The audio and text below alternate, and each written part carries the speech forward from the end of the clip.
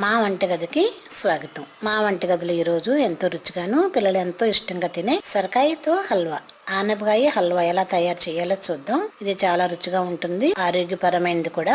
పిల్లలు పెద్దలు కూడా చాలా ఇష్టంగా తింటారు. ఇప్పుడు దీన్ని ఎలా ప్రిపేర్ చేసుకోవాలో చూద్దాం. స్టవ్ పై పాన్ పెట్టుకొని 2 టేబుల్ స్పూన్ల నెయ్యి వేద్దాం.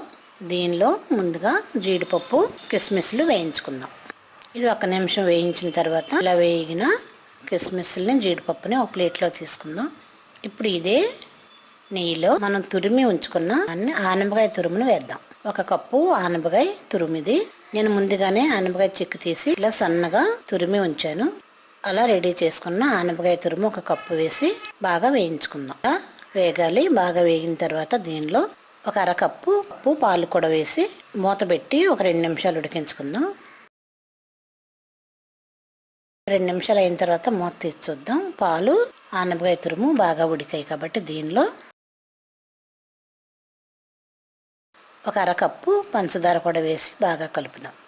తక్కువగా తినేవాళ్ళు తగ్గించుకోవచ్చు.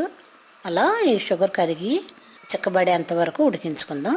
1 నిమిషం మూత పెడదాం. ఇప్పుడు మూత తీసి చూస్తే హల్వా రెడీ అయింది. దీనిలో చిటికెడు ఫుడ్ కలర్, మీకు ఏది నచ్చితే అది వేసుకోవచ్చు. ఫుడ్ కలర్ బాగా కలిసేంత వరకు తిప్పి దీనిలో చితక్ కొట్టిన ఒక 2-3 యాలక్కాయలు కూడా వేసి బాగా కలిపి ముందుగా వేయించుకున్న జీడిపప్పు కిస్మిస్లో కొద్దిగా తీసి పక్కన పెట్టి మిగిలినవి దీనిలో వేసి కలుపుదాం.